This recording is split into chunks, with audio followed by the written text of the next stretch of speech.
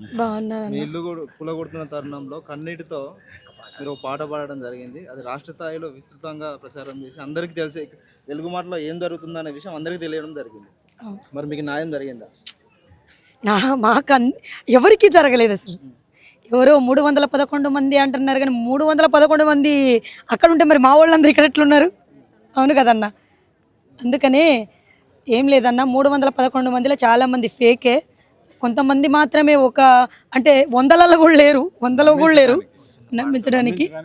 నమ్మించడానికే ఇది చేసిరు. అందుకనే నేను ఒకటే పొంగిలేడు సీనన్నకు చెప్పేది ఏం లేదు, మీ క్యాంప్ ఆఫీసులకి మీ దగ్గరికి ఎవరెవరైతే వచ్చి మాకి అన్న అంటే వాళ్ళెవరు కాదు, గుట్ట మీద ఉండి పాములలో తేళ్లలో ఉన్నది.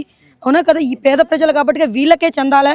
మళ్ళీ మీరు శ్రీనన్న మీరు ఖచ్చితంగా మీ క్యాంప్ ఆఫీసులకు ఇక్కడికి వచ్చిరని చెప్పేసి వాళ్ళకి ఇంకా మీరు బ్యాడ్ అయిపోతారు.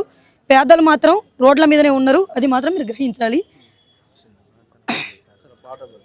ఉన్నవాడు మేడ మీద మేడలెన్నో కడుతూ ఉంటే, లేని వాడికి ఉన్న నీడా నేల కూలి చదురుతుంటే, ఇదే నా దేశం మారిన తీరు చూడవే పేదల కలిపోరు, రాష్ట్రంలో రాజకీయ జెండాలు తప్ప మరేమీ మారలే, అడగవే అమ్మా ఈ భారతదేశం వెలుగుతుందట, అడగవే అమ్మా.